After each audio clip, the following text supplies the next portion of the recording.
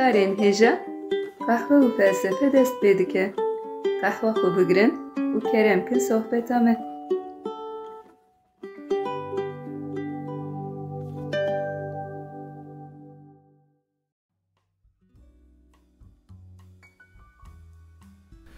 Merhaba guhdarên hêja, bi beşeke nû a qehwe felsefeyê em dîsal pêşberî we ne. Merhaba guhdarên hêja, me dîsa qehwa xwe hazir kir û bi bernameyeke nû em dîsal pêşberî we ne. Murad bernameya berê de meqale Boethius kiribû, du beş meser wî amade kiribûn. Bi taybetî em li ser berhema wî ya teselliya felsefeyê sekînîbûn.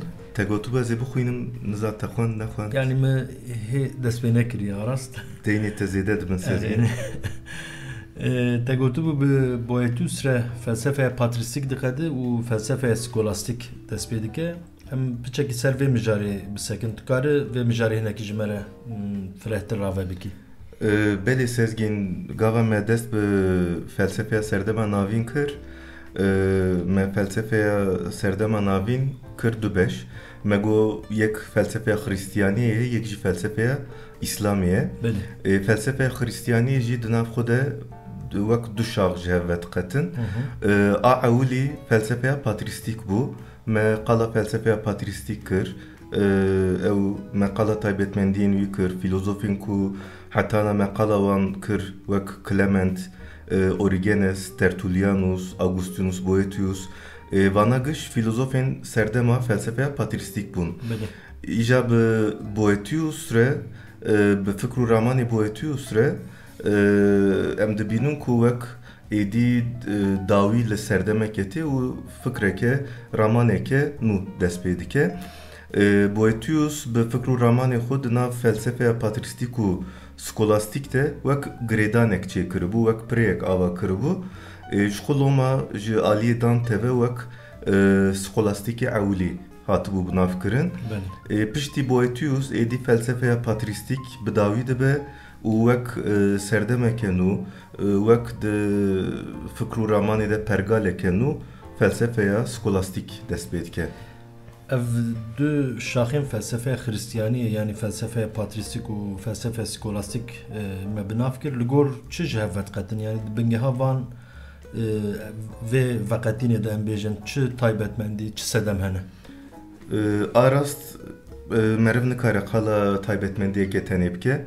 Ji şert û mercên dîrokî bigire heyat taybetmendiyên wek siyasî, dînî, heta mijarên felsefeyê li ser vê dabeşkirinê bandor çêkirine.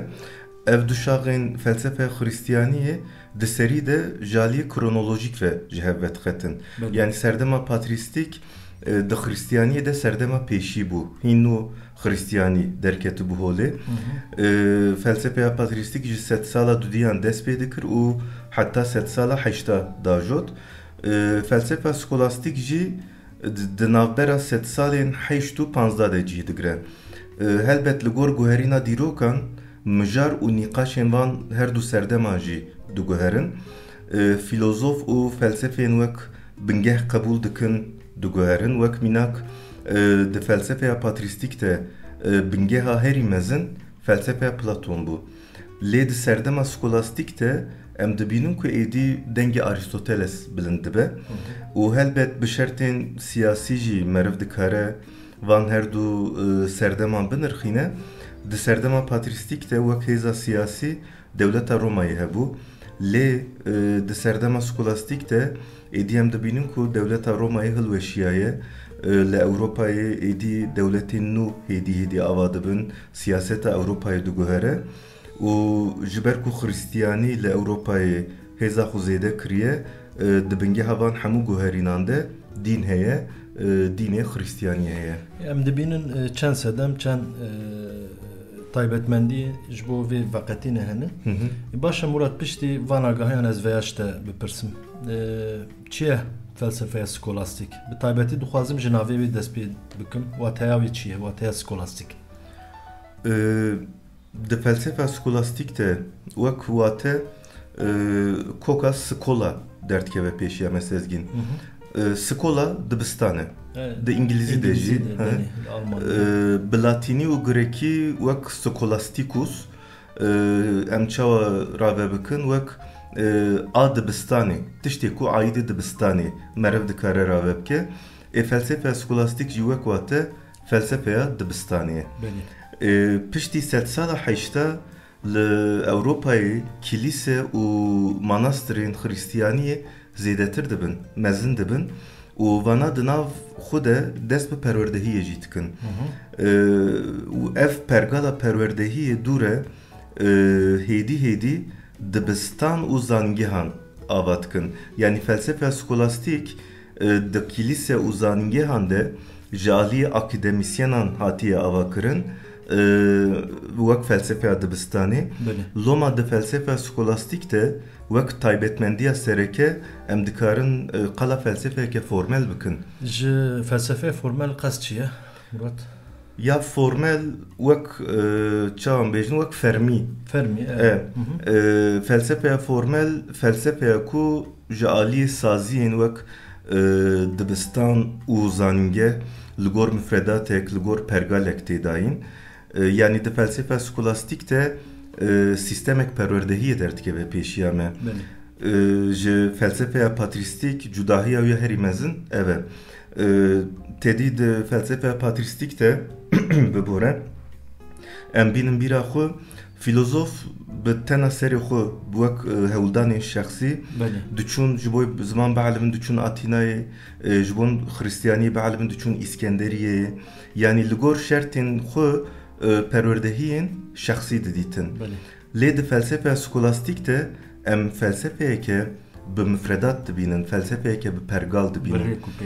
Ev pergal heya sed salên 11 û 12 ji aliyê kilîse û manastiran ve têmeşandin. Di wê demê de xristiyanî li Ewropayê xwedî hêzeke mezin e. Kilîse û katedralên mezin tên lêkirin û dibistanên girêdayî van katedralan tên ava kirin. Lê piştî sed sala 12 êdî em zanîngehan dibînin. Piştî sala 1805 li İtalya û Fransayê em zanîngehên ewlî dibînin. Zanîngeh wek dibistanên fermî yani wek dibistanên formel ji bo perwerdehiyê pergalek amade dikin, mifredatek amade dikin û perwerdehiyê li gor vê pergalê dimeşînin. Loma felsefeya vê serdemê wek felsefeya skolastik yani felsefeya dibistanê tê binavkirin. Ew hat bîra me di çavkaniya de carna ez dibînim serdema skolastik ji xwe te behsa vekir û ramana skolastik ya jî fikirîna skolastik ev têgeh derkeve pêşberî me.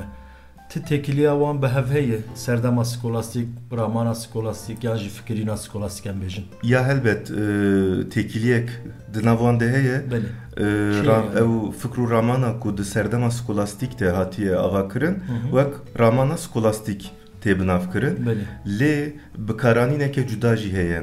Gava dibe em dibêjin ramana skolastik, fikr û ramana skolastik em hemû felsefeya serdema navîn a Ewropayê nîşan didin.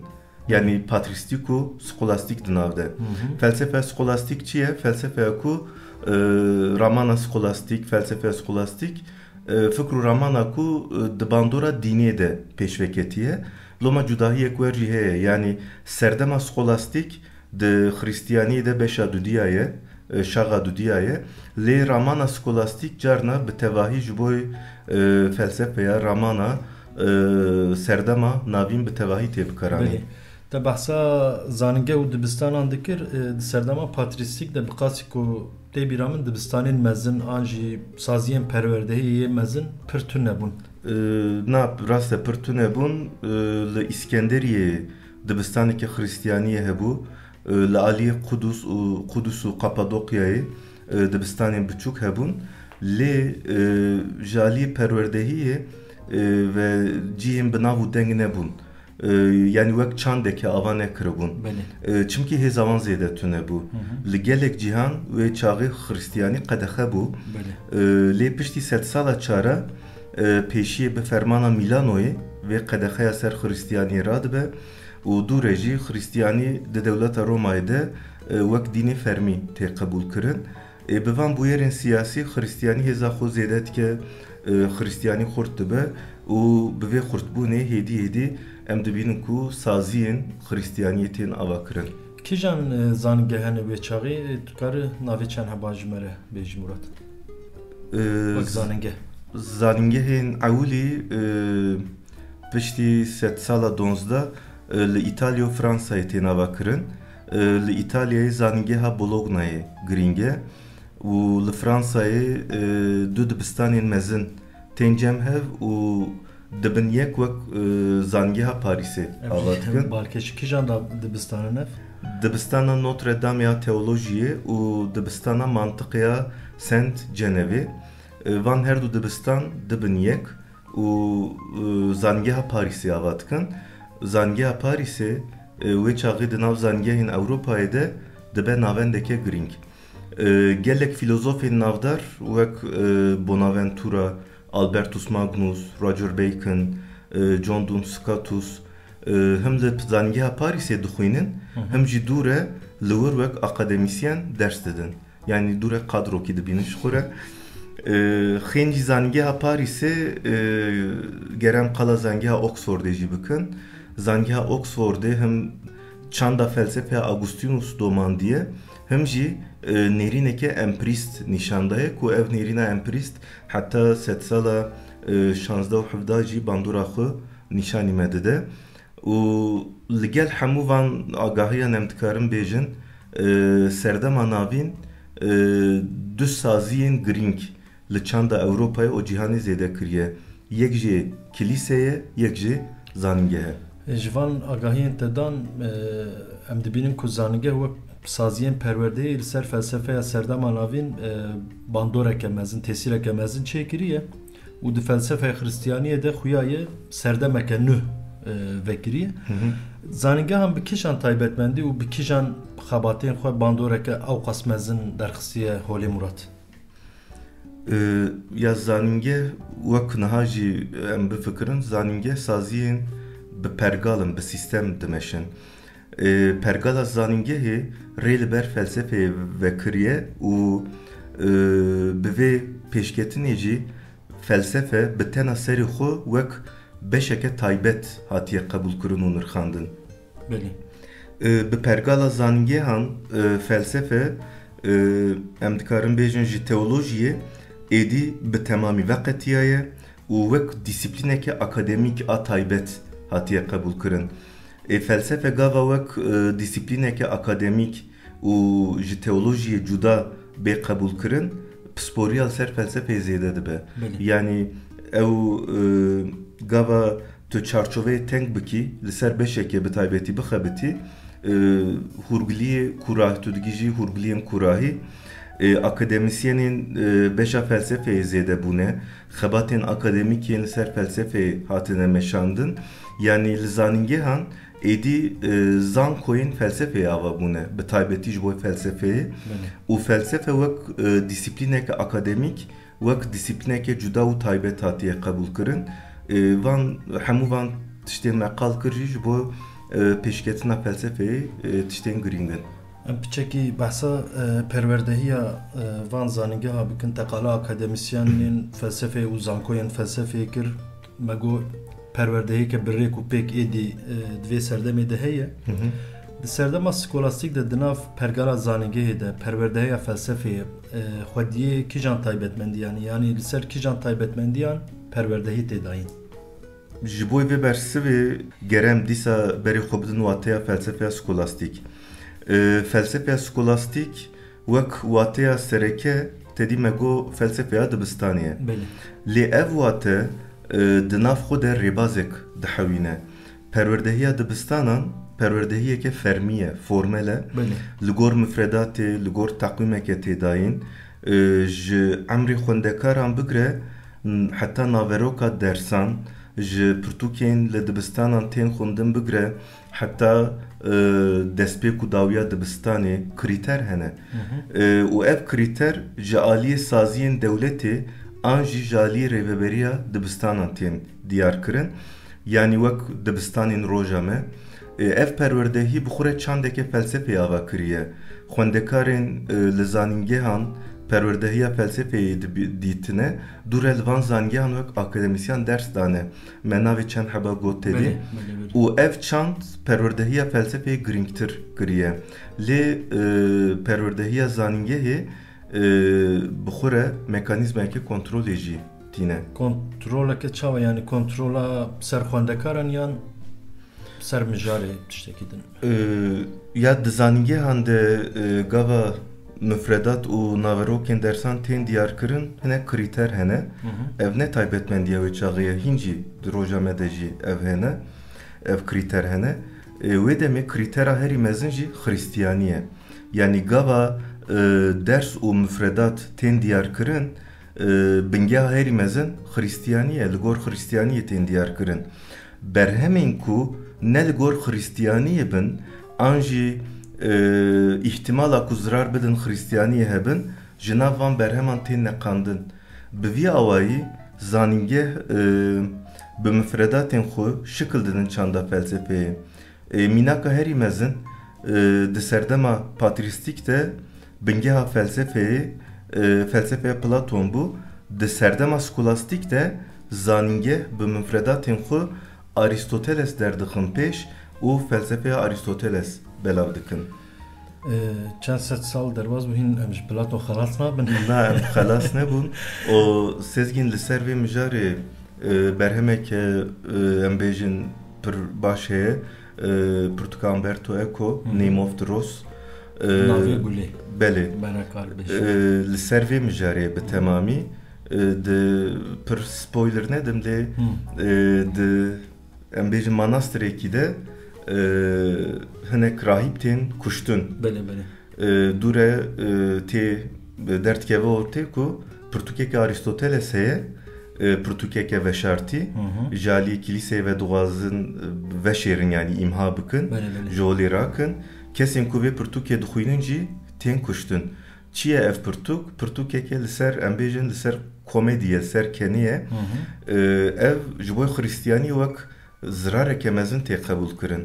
Çimkî ken kêfxweşî wek tişteke talûke ye. Wek ayb jî tê dîtin yani tê Erê hem ayb wek ayb tê dîtin hem jî li hemberî dînî wek talûkeyeke dibe kêfxweşî û ken tirsa di dilê mirov de kêm dike, gava tirs kêm be mera ji Xwedê bitir netirse jî mera ji îmanê ji xrîstiyaniyê dûr dikeve. Yani ev pirtûk jî dixwazin ji holê rakin. Ev min goya li gor xrîstiyaniyê berhem tên neqandin bi temamî li ser vê mijarê ye. Aristoteles jî wê demê wek otorîteyeke giring tê qebûl kirin lê xuya ye li ser Aristoteles jî sansûrek heye yani wê çaxê. Ev merak kirbûna di felsefeya patristik de mijareke giring ya di bîra min de mayî mijara têkiliya dîn û felsefeyê bû.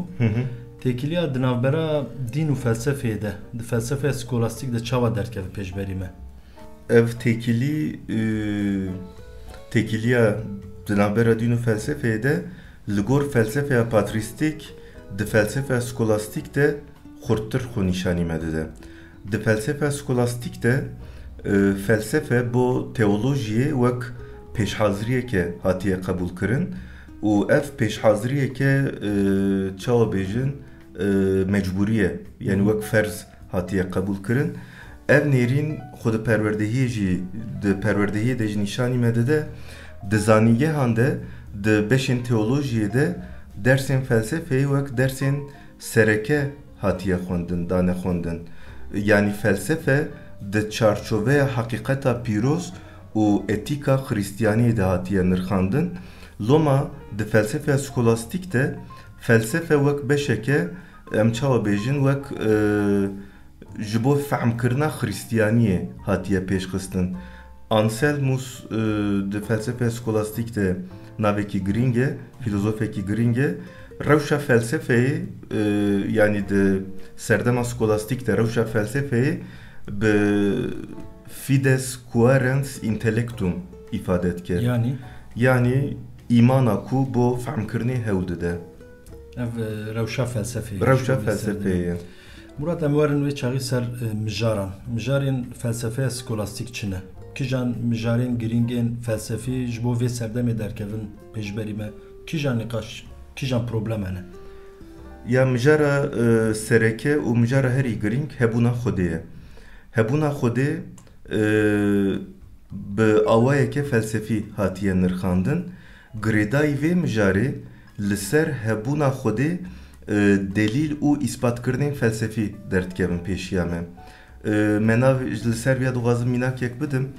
Tedî me navê Anselmus got. Anselmus delîla ontolojîk derdixe pêş, yanî bi rêya felsefeyê dixwaze hebûna Xwedê îspat bike. Ev di serdema navîn de mînakeke destpêkeke giring e. Yani dibe belê ez jalî îman ve jalî dînî ve hebûna Xwedê qebûl dikim. Lê gelo bi rêya felsefeyê, bi rêya aqil meriv çawa dikare hebûna Xwedê îspat bike. Anselmus bi rêya delîla ontolojîk viya derdixe pêş. Piştî Anselmus 500-600 sal şûn de Kant rexneyek li hember wî datîne û navê ontolojîk jî Kant li vê delîlê dike. Yani 500-600 sal derbas biye mesele. Viya ew taybetmendiya felsefeyê ji xwe sezgîn. Di zanistê de meseleyek nûgava derdikeve, meseleya berê wek êdî jolêra dibe. Lê niha di roja me de jî ev mesela bêjin li ser rasyonalîzma Sokrates, li ser dewleta Platon, hîn jî nîqaş, hîn jî di roja me de dajin. Hîn zindîn yani. Belê. Dîsa wek mijareke giring têkiliya di nav Xwedê û gerdûnê de mijareke giring e. Têkiliya di nav dewlet û kilîseyê de mijareke giring e. Çünkü êdî wê demê kilîse xurttir dibe. Saziya papatiyê tê ava kirin, dikare siyaseta dewletan biguherîne. İrade û azadiya mirovan di nav mijarên felsefeya skolastik de cihgirtiye. Yani mirov di tevgerê xwe de azadin an neazadin. Ev jî nîqaş û mijarên felsefeya skolastik in. Li ser perwerdehiya zanîngehên serdema skolastik dixwazim tiştek bipirsim, em ê dîsa vegerin mesela perwerdehiya û zanîngehê akademiyê. Perwerdehî giring e. Giring e elbet. Serdema Yunana Antik de zanist û felsefe wek ku di nav hev de bûn. Me gelek cara behsa wê kiribû. Thales li ser astronomiyê dixebitî, Demokritos qala atoman dikir, xebatên Aristotelesiyên li ser fîzik û biyolojî hene em zanin. Di serdema skolastik de Murat rewşa zanistê merak dikim. Di navbera zanist û felsefeyê de têkiliyek heye yan tuneye di zanîngehan de ders û xebatên ser zanistê çine, hene, tunene, rewş çi ye? Ya rewş xerab e. Yani rewşa zanistê di vê serdemê de xerab e. Di felsefe skolastik de em nav û dengê zanistê pir nabîsin. Tenê li ser berhemên Aristotelesiyên fîzik û biyolojî hinek şerh tên nivisandin û berhem tên şîrovekirin. Wekî din, wek beşeke taybet em xebatên li ser zanistê nabînin. Yani zanistên pozitivîst wek fîzik, kimya, biyolojî di serdema skolastik de pêş nakevin. Çimkî di serdema navîn de di felsefeya Xristiyaniyê de armanc xelasiya mirovan e. Mirov xwe ji gunehan çawa xelas bikin, ji xerabiyê çawa dûr bisekinin û çawa bigîjin bi hiştê. Yani pirsgirêka herî mezin ev e. Loma wek zanist xebatên li ser çawa em bêjin ew di berhema Boetîus de tedî me qal kirbû bernameya Boetîus de heft hunerên azad. Piranî li ser xwendin û şîrovekirinê, gramer, retorik, hitabet. Vana çima derxistine pêş ji bo fehmkirina gotinên Xwedê. Yani gotine meriv gotinên Xwedê çiqa baş fehm bike, meriv hakîqeta Xwedê ew qas baş fehm dike. Loma zanistên pozitivîst pir pêşve neketine. Di serdema skolastik de ji bo kêmbûna xebatên zanistê divê em qala bandora kilîseyê jî bikin. Serdema skolastik de kilîse hêza xwe zêdetir dike, papatî wek saziyeke mezin ava dibe û xurt dibe. Kilîse ji bo xebatên zanistî wek astengek e. Yani ji ber qedexeyên kilîseyê, cezayên kilîseyê, xebatên ku kilîse destûr di dewan pêşve dikevin. Em qala niha di felsefe skolastik de قالا 100 سالا 80 دکن ده 80 دست پید که حتی 100 سالا 70 جی بیاورد دومه سازگین تدی گالیل 100 سالا 70 جالی کلیسه و تی جزا کرن yani demek ki diriş evreş dajo u serdemek edin cihe sedemek edin ciheye zanist jiboyçiye yani de serdema antik de jiboyçi bizanist tere mevjud bun jiboy dünyayı fam bakın de serdema navine derdeki yani vertune rehberek jibo fam kırna dünyayı heye bele yani de be de dünyayı da hakikate heri mezin xudiye her teç bi destevi derk etti bi destevi hati afrandın jiboy xudi jiboy em xudi fam bakın ji rehbera heri mezin vak İncil liber desteme yani jiboy vi havcanına em letişteke bigerin tişteke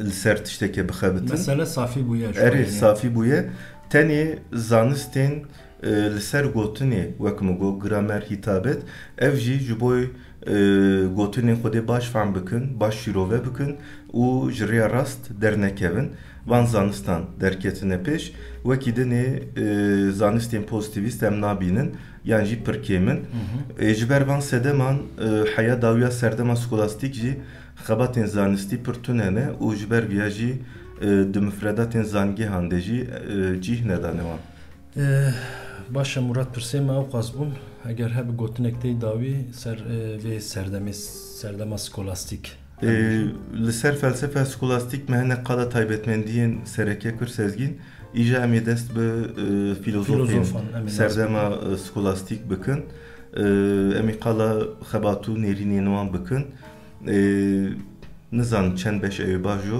hin reyke direş libermeye takvima mehine diyare yani em hatın bernameye ve çiluneha hinem 100 sala 80 dene hin 1200 salvana hani libermeye hay jboyem verin rojame sesi çartı bername terame bikiyan nizan 1200 sal kam mezakın hatta kahva mehebe em devam bakın باش ام کارن گهداری خو خاطر مخوازن بله گهدارین هجا حتی برنامه کدن ببینن دناف خیر و خوشیه ده گهدارین هجا حیا برنامه کدن ببینن دو خوشیه ده به قهوه و فلسفه نمینن بخاطری و قهوه و